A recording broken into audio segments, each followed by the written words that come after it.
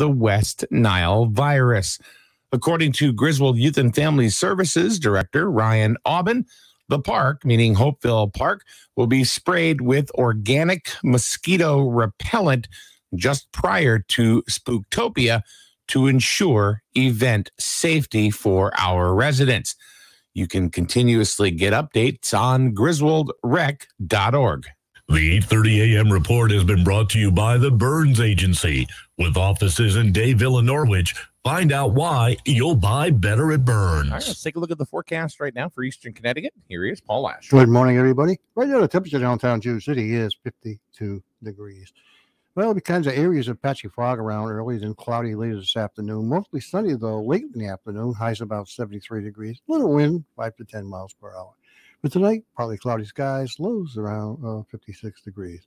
And, of course, for Thursday, mostly sunny skies, highs around 76. And, of course, for Thursday evening, a few clouds from time to time, lows around 55 degrees. And that's your weather from SNSN on this Wednesday, 10/13/2021. There are two types of traffic control devices that require drivers to come to a complete stop before proceeding forward: red lights and stop signs. According to statistics published by the National Highways Traffic Safety Administration, an average of 2 people die each day in the United States in automobile collisions caused by someone running a red light, and over 120,000 are injured. 45% of all crashes occur at intersections where someone often has a stop sign or red light and fails to stop and or yield the right of way after stopping. When the driver fails to stop for a traffic control device, the results can be deadly, particularly if they are rushing to beat a yellow light. Failing to stop constitutes negligence on the part of the vehicle operator.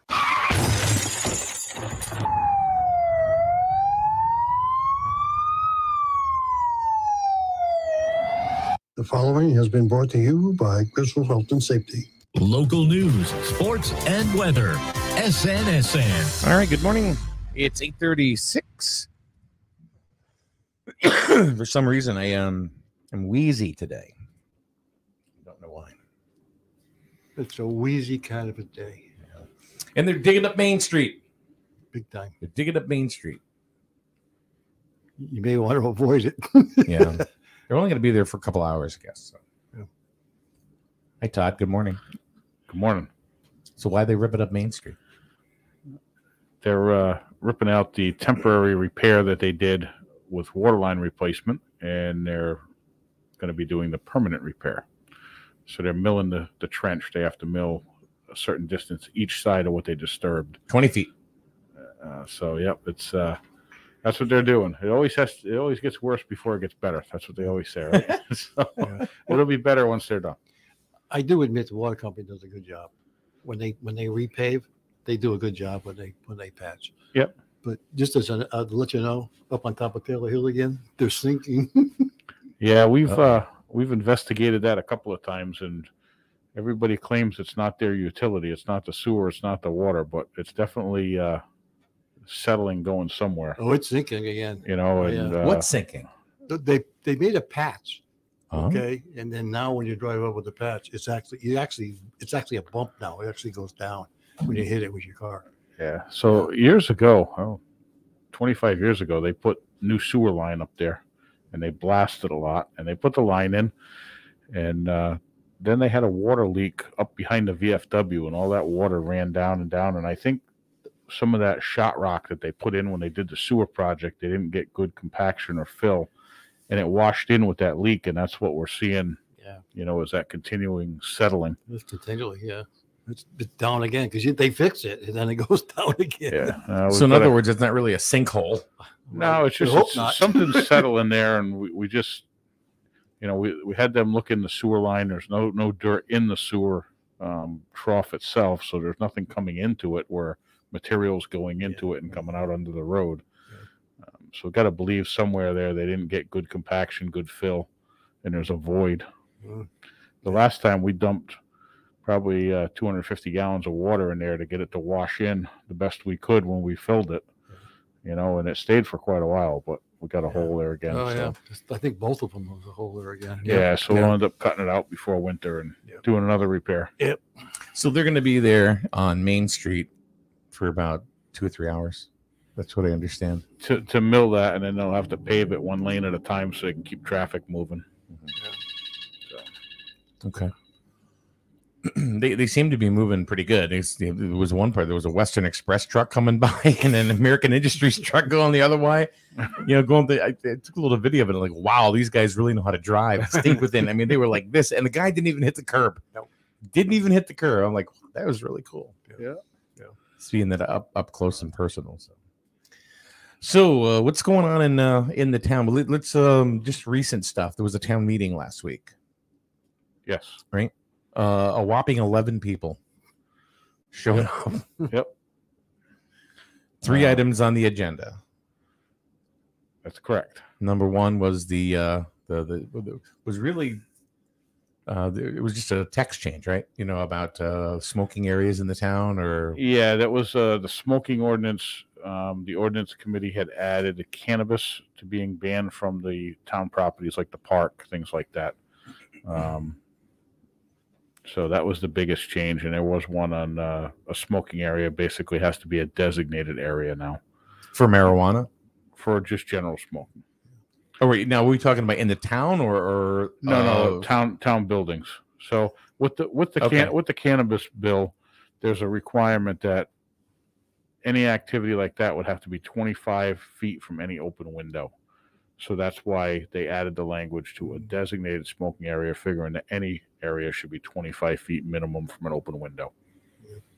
A lot of big companies have been doing that right along. Since the smoking ban went in, I know when I worked, there was a special designated area where they had people go out to smoke. Right. The problem is, if you get a rainy day, people tend to stay under overhangs, things like that, and it's very close to the buildings. And if you do have open windows, it comes in. So I think it was a good idea what they did. Yeah. So, and just correct me if I'm wrong, because I don't know the answer to this, and it's going to sound sarcastic, but so somebody literally can go outside a town hall, that's an employee, smoke a joint, and then walk back in? No. Okay. It's banned on town properties. They'd have to go out to the sidewalk. Right.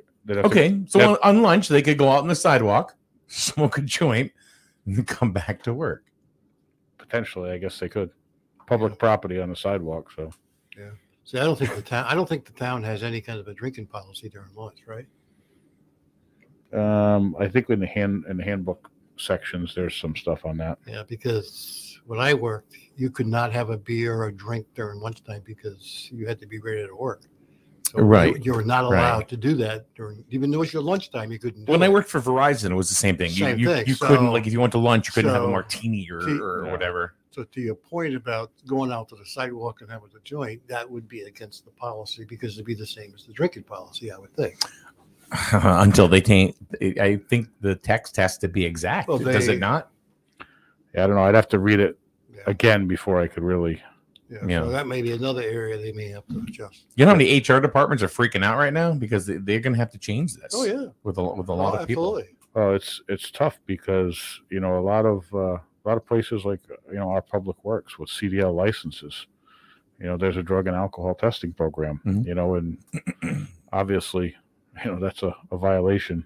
Absolutely. Of the federal guidelines. So, when you have some companies that are government contractors that have to provide a list of certified employees, and you get one that tests positive randomly, it kind of messes up your whole system there with the government certification. Yeah. So places like EB and things like that are contractors for them. Subcontractors can fall into that too. Yeah, I think it's going to be a very interesting situation. You okay? I'm good. Oh, you're right. Phone call. Oh, all right. It's going to be. I think it's going to present a lot of interesting situations for a lot of not just towns, but private companies, public companies too. It's going to be a learning curve. I mean, as you go along, you're going to find things that I think probably have to be addressed in different areas. From the private sector right up through everything. So Scott says EB didn't care in the 80s and the 90s. She got to that hot dog cart and a little wake and bake, and then saying, you're going back and your pipe fitting. There you go. Yeah, it's definitely going to be interesting. So then, what was the next one? There were 3 items. I know I knew there was one selling a plot of land for $500. Yep. What was that? Was that just a? That was it was a piece of property that had been in a family for a number of years, and when the estates went through probate, for some reason, that piece of property didn't get transferred. This little sliver of it's 0.11 acres. It's a strip of property. As time went on, the land around it that was owned by that family got subdivided, so it wasn't connected to any of their currently owned property. And it hadn't had taxes paid on it in probably 30-something years. So it came. Who owned it? It was still in the original name of the gentleman that passed away. It never got transferred through probate out of the estate. So it was still owned by somebody that's been deceased for a number of years, probably 30 years.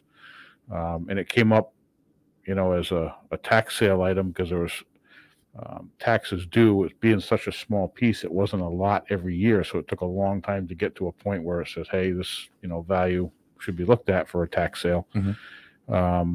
So we put it to tax sale and there were no bidders.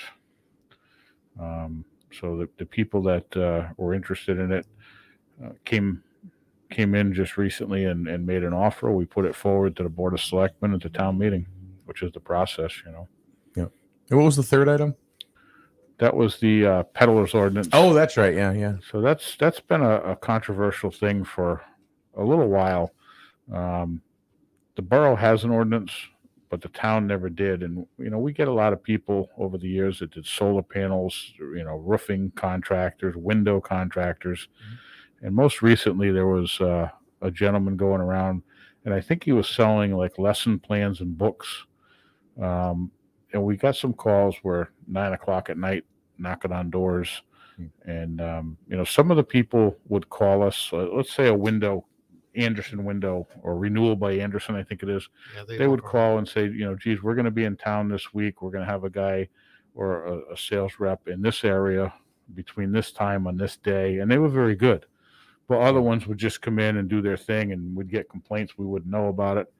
So, this gives us like a registration of who's out there. They have to get an ID that we provide with all their information. And then we have that information. So if Paul calls and says, hey, there's a car parked on my street and a guy going door to door, we can say, oh, well, it's this company. This is what they're doing. And we also set some parameters on time. I believe the latest they can do that is 6 p.m., that makes sense. which seemed reasonable. After that, people are having dinner, family time, whatever it may be. It seems reasonable to cut it off at 6 p.m. I guess telemarketers can call until 8. Yeah, I'm not sure on that. Legally, they can call until 8 o'clock.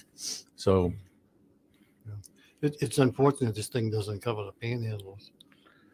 Well, that's another thing, another topic, and that's something that we've gotten calls on, and it's a tough situation. We actually had a state trooper that reached out to me and said, what can we do? And the problem is, it's considered public property where they are up by the highway. Mm-hmm.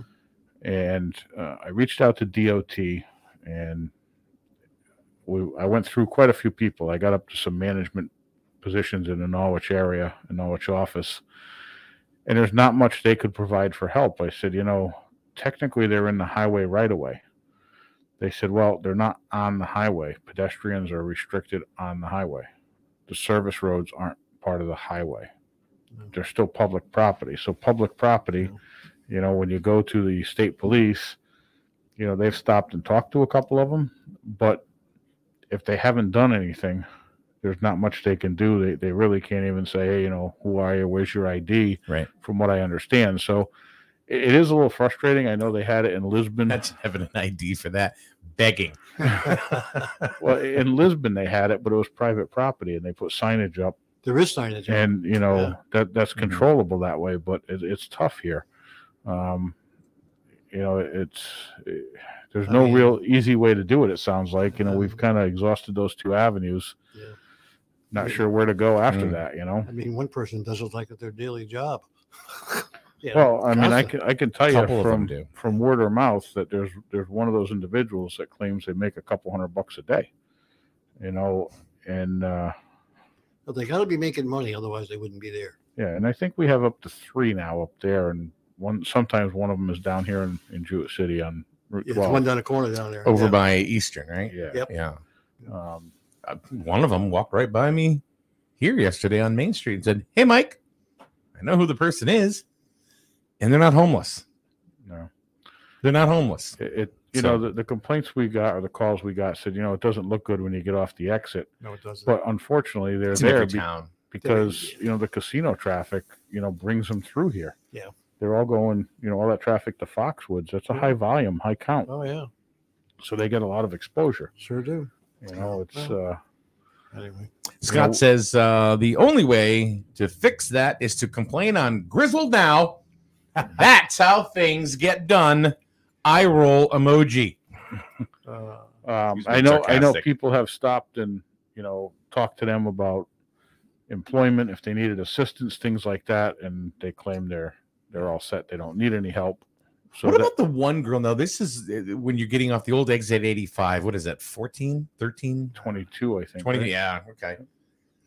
And she's right there. If you turned right, you'd go over to like where the old stop property is.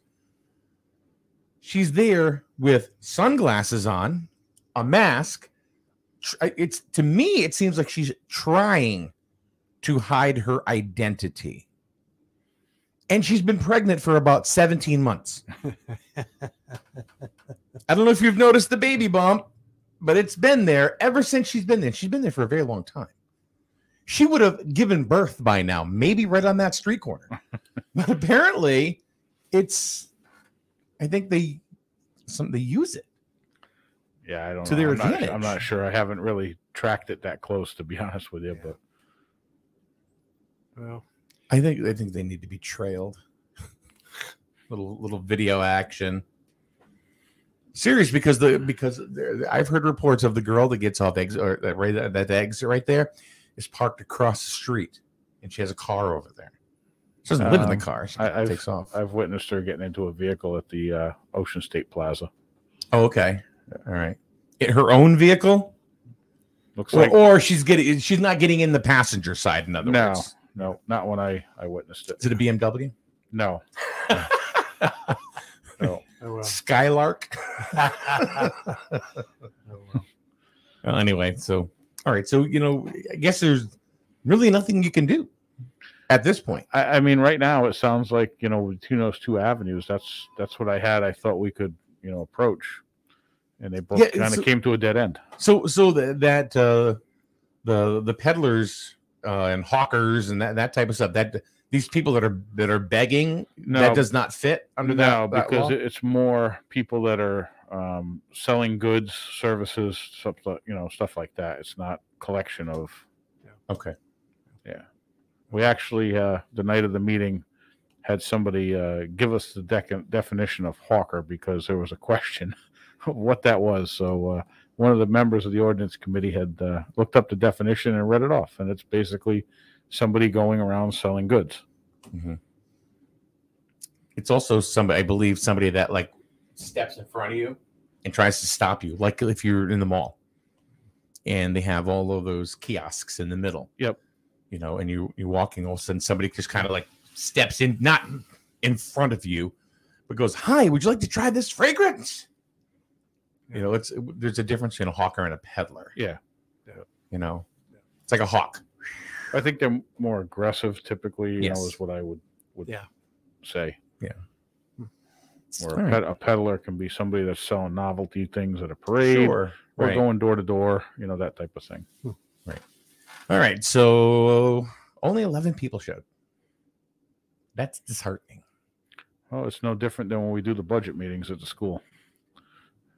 Sometimes we don't even get 11. I think we've had 5, 6 sometimes. So And even the borough, when they do their Freeman's meeting, I think they had 3 people one time. no, They voted on the resident state troopers with 4 people.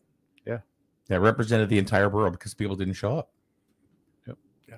So anyway, I don't like it when people complain, but they didn't step forward to do anything about it. They didn't participate. We've had some people complain about some things with roads and things like that. And, every year, the budget process gets tougher and tougher, and, cuts are made. And Yeah. And roads usually are part of that. And I tell them, the time to pay attention is at budget time, and go to the public hearing, public meeting, and express your concern that you want that item raised or whatever your feelings are. But sometimes you'll get some people that come out that follow the education budget, and sometimes you'll get a few that follow the town budget, but there's not a lot of them that come out. Yeah. We're having a conversation this morning with Griswold First Selectman Todd Babbitt, kind of a precursor to Monday, because we're going to have the entire Democratic Town Committee. And then we'll talk about re-election stuff and whatever on Monday, but that's also gonna happen. So you're gonna be like, you're a lot. Oh, that's okay. All right. Monday you get lobster bisque. I don't eat lobster, so you can have mine, or Paul can have mine. Okay. I don't eat it. You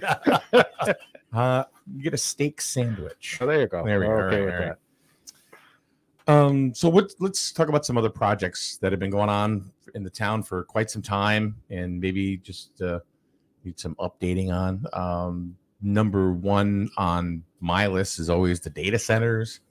What's going on with? If you can give us an update. So the latest we've heard, and it's been that the same statement for a little while, that they plan on closing on properties in the 164 area November 30th. Is that Barber Road? Barber Road and 164 corridor. Okay. Yep. So as far as we know, that's still on track. They're working on some of the other properties that they had previously had, and trying to work through and navigate some of the problems that are existing with the property. So they're right now working on some negotiations with power, things of that nature at the higher levels than the local utilities. Sure. CMAC. Yeah. So they're still coming. Yeah, it sounds like we still have a plan and they're still moving forward. Because you know what happens, people don't hear anything, and then they go, "Oh, it's over. They're not coming." No, it's done. just it takes time when you deal with this power, and Paul, you probably know more than all of us here about power, but you get a demand like this, you're dealing with ISO New England, things like that. And probably upgrades got to be done too. Oh yeah, there's upgrades, but you have to. I guess I want to say request the power to this area, and pull it from different areas, I guess is how it works. And so there's a lot involved with that, and it does take some time. But this is a build out that's going to take a decade. Yeah, from the time they start a building, once they can get the power consumption for a building lined up in here, they would start the building, and it's an 18-month build. For that, it's what they call stand-up construction. It's poured on site, precast on site, and then stand-up or tilt-up construction. So, it's going to take a little time, but at least we get it moving. We know it's coming. I heard. Did you have something, Paul? I'm sorry. No, I'm just saying it. But there is one building that is going to go forward. Not all of them, right? They plan to. We don't know. Yeah, no, they've said that their first building would be in that 164 area. Yeah. And then build out from there. Yeah. Okay. I heard her. No, this is nothing more than a straight up rumor, and I don't even know if you have heard anything. If anybody would have heard, probably you, or maybe even Valerie. Is there any truth, or have you heard anything about Stotts opening again? No. Okay. I heard a rumor that some of the members of that family were going to go ahead, and I'm thinking they don't even own the building anymore. No, that property is owned by the Ceruzzi family, and they're in negotiations with a couple different people. Okay.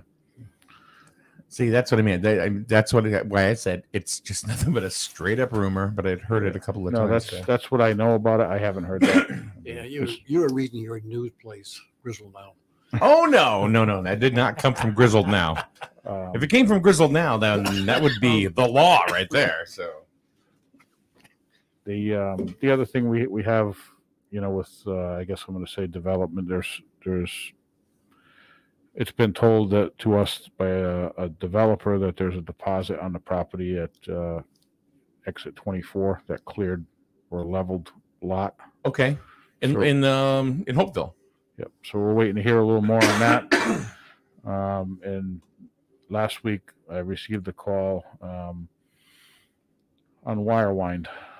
There's some interest there, and there's supposed to be a company from New Jersey that is trying to come in either this week or next week and meet with the town.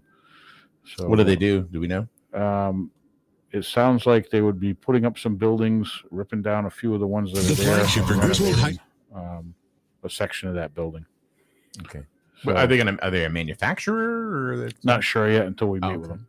I know some of it sounds like it would be warehousing because it'd be 35-foot high buildings. Okay. So, About the sewage, I mean, not the sewage, but the extension of the sewage down 164. How's that going? That's supposed to be spring? So, yeah, it looks like the sewer on 164 and 201 will break ground next year. Yeah.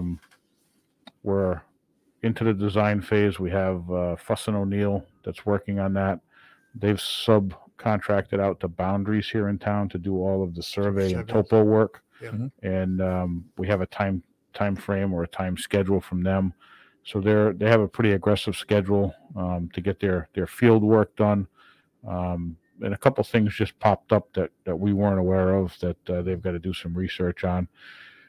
We sent letters out to everybody in both areas informing them that people, may be approaching their property and doing some elevations in the front of their homes so they can estimate, what the height of their sewer main is coming out of the house, so they're lateral, so that we can gather that information. Indian Ridge Apartments reached out and informed us that they have 2 pumps and they want to see if they can possibly eliminate the pumps based on the elevation of the line, make it a gravity system. It's a private line that feeds them, so we weren't aware they had pumps. But it's the Paradise Agency, right? That owns I believe out of so. Colchester. Yeah, I believe so. Yep. So we're going to be working with them to see if we can accommodate anything there to, maybe improve that situation. I believe it's the same group that owns like Mary Brown. Yes, I believe it is. Okay. Yep. So in the spring, we should have more information. Hopefully we'll get permitting with DOT and what we need for road openings and things over the winter months is the hope. So we still have staff that are working remotely at the state level. So, we don't know, how quickly that's going to go either, but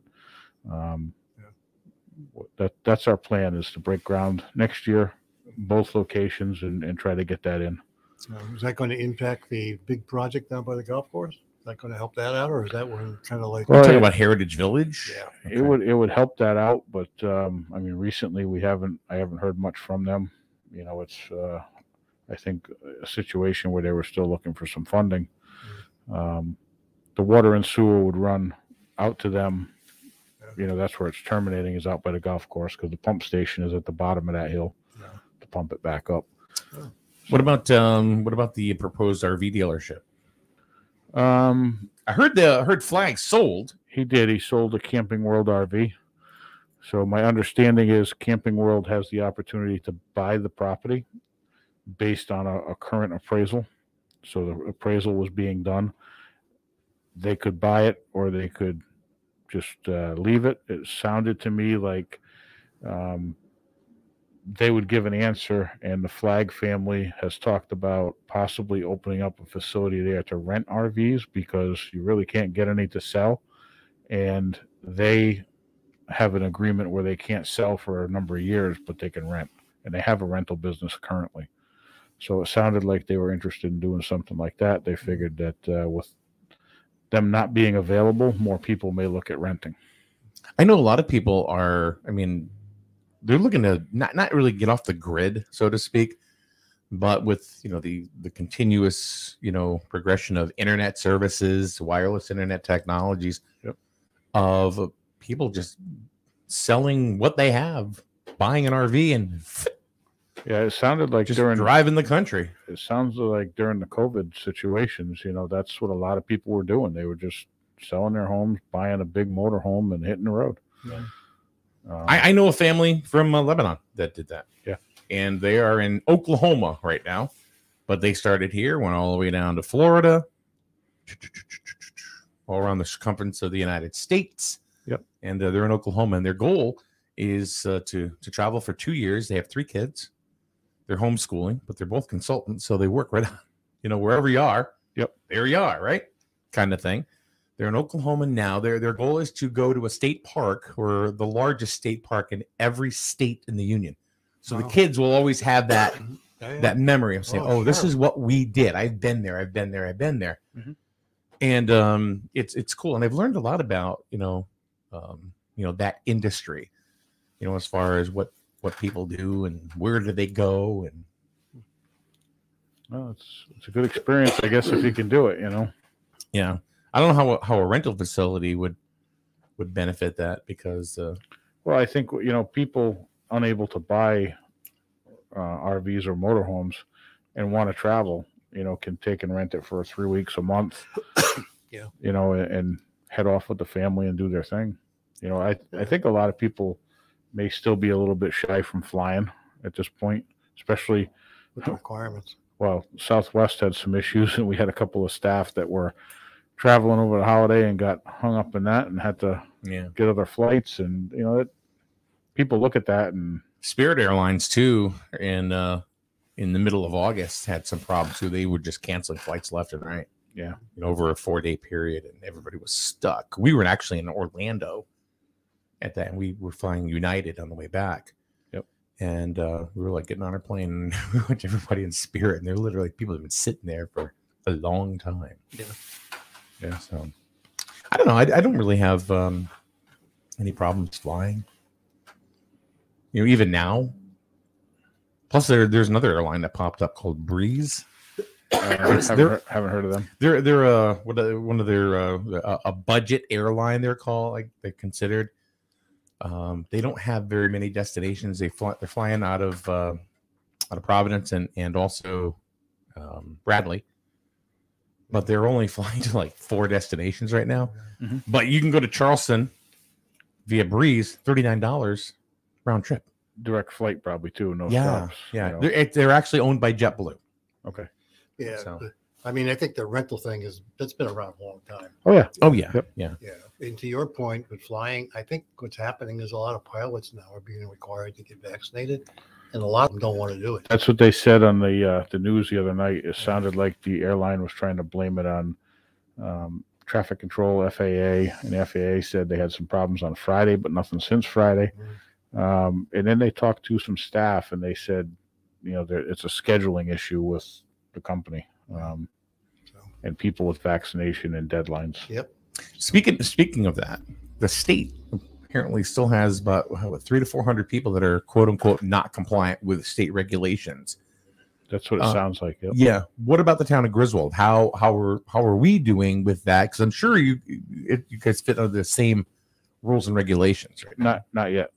Not yet. Okay. No, so we checked with our town attorney because we thought, that 100 number that was out there, 100 employees, would affect you guys. Yeah. So there was a bunch of questions that I had come up with on, how do we classify that 100?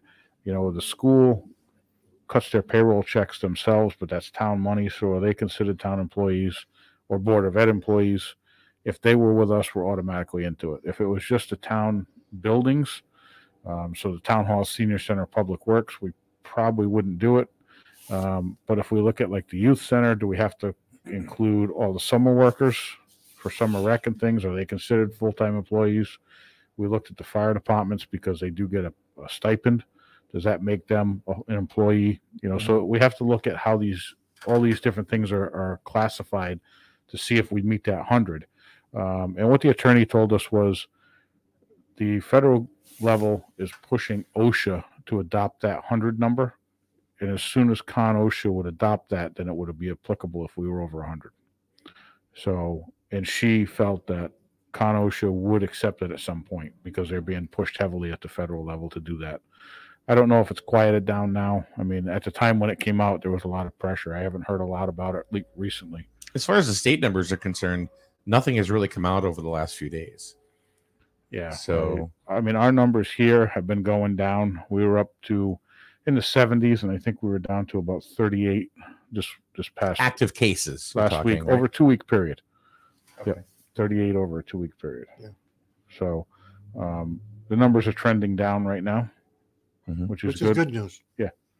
Yep. Even on the state level, the daily infection rate was a 1.98 or so, 1.78 yesterday, but it's been under 2 for quite some time. 2. And I think the last I looked, we were like 52.8% vaccinated for the town. Yeah, I mean, as far as, but remember, this is what happened last year. Everything traveled down, dabbled down, all of a sudden, straight right when it got colder, the numbers went right back up again. Is this something that is, I mean, like you're in conversations with, say, with Patrick McCormick from Uncas Health, is this a concern for this year? Well, I think it's a concern once things get cold and people start doing inside activities. You get the holidays, things like that. Holiday parties usually happen, around Christmas. But we had a conversation yesterday with Hartford Healthcare in United Way, and just some different ways to try to educate the public, and some things they've done and they'd like to work with us to do. So we're putting that plan together to try to reach out and do some more education. People have the right to do what they want to do if they want to get vaccinated or they don't. But if we can provide some education, that's all we can do. Isn't the way it is with any disease / virus / anything medical? Yeah. You give people the information and they make their own mind up. Well, the problem is there's so much out there when you go on to the internet and things. It's I guess sometimes you look at some things. I'm not saying this, but some things it's just overwhelming. There's so much out there, and it's tough. Like I say, it's people's choice, and they choose what they choose. I think we might have some of the population might not really be receiving information. There's probably a number of people in the town that may not have TV and may not even have a cell phone. I don't know, or internet, to do any research or hear much about this type of educational thing. So, but won't things be different, you think, this year? I mean, last January is when they started to do vaccinations. Yeah. This year, a lot of people are already vaccinated. 53% are already vaccinated. So you would think that, we're not going to have the increase in numbers that we think we had from last year. I don't think we'll have the volume. You could have the increase, but I don't think you'll have the volume of cases. Right. That's the way I look at it. Yeah. Because even though it won't be to the extent of people dying off like they did the last time. Because you can't. No, but what was concerning was in the last few months, I'm going to say 3 months, we had 4 deaths in town. And that was, we went from 17 to 21 in a short period of time. Yeah. But well, let's hope that if they do get some cases, they're not to the extent as they were last year. They're not always elderly either. Yeah. No, and my hope is, we do what people did last year. People wash their hands, they wear a mask, and maybe we can get through the Fryer. Where are you going? Get through the flu season without, absolutely, a big impact like we had. Scott Fryer, you know this guy? We met. It's just a guy without a beer. Just a guy with a really long extension cord. Yeah. Well, it's good to see your face. Yeah. It's good. We talked for the first time in a long time for about an hour and a half yesterday, and everything. So. Good. Thank you for letting me borrow this. Yeah. Anytime. Sorry about it. Good show this morning. Huh? Good show this morning. Thanks. Yeah, I saw your comments. Yes. He's the one with the eye roll emoji for find it out on Griswold now. Oh, okay. We're not. Thank you. Right. Guys, have a good day. You too. Bye, Scott. Yeah. The last thing I really have, which I'm sure after this is over, I'll have a million other things, but the senior center. What's going on with the senior center as far as the build out? Is there an expectation of when it's going to be done and that people can take ownership of the building? So we had a meeting on Monday with the construction manager. They've had staffing issues. It's hard to get employees, skilled employees. They had people working here, and with the delay in the funding, they had to go to other projects. So they do have somebody that's coming here. They're supposed to start next week. We'll have a day, hopefully by the end of the week, that they're going to be here. Could be Monday or Tuesday, it sounds like. And all the material is in the possession of the contractors with the exception of the generator at this point. So it sounds like, things are going to move along. The painter was actually there on Monday looking at the project. They have everything, the tile people, the ceiling people. Mm-hmm. The electrician has all the lights on site. So it sounds like things will move along, fairly quick once they get moving. Good. They wanted to get everything ordered, so the lead time was a little to none. Yeah. So we can keep that window of time to work there to a minimum. You have anything, Paul? No, I think you covered a lot of it. Okay. Yeah. All right. Well, we will see you once again on Monday. Okay. All right, Todd. Thank you for coming on in again, as always, giving us an update. Thank you on what's happening in the town of Griswold. Okay. Thank you. All right. Thank you very much. Take care. All right, Todd Babbitt from the town of Griswold and the first selectman in the town of Griswold. He will be back. He will be back again Monday with the Democratic Town Committee, as we will have all of, or as many as possible, of the people that are running for office or commission within the town from the DTC. So just as a disclaimer, we have offered the RTC the same exact offer. So, to kind of keep things kind of like on a teeter-totter balance. We have yet to hear if they are going to go ahead and take advantage of that. So I know they were working on it, but we haven't heard yet. So, but that is certainly available to them as well. All right. All right. All right, sir. Thank you very much for everything. Yep. For being you, Paul. See you on Friday. All right. We'll be back tomorrow. Rich will be here tomorrow, as well as our psychics. It's Psychic Thursday tomorrow on SNSN. Have a good day, everybody. The flagship for Griswold High School sports, and your home for local news and weather. Broadcasting from Main Street in the borough of Jewett City. The Streeting News and Sports Network, SNSN. Breaking news this hour from townhall.com. I'm Jeremy.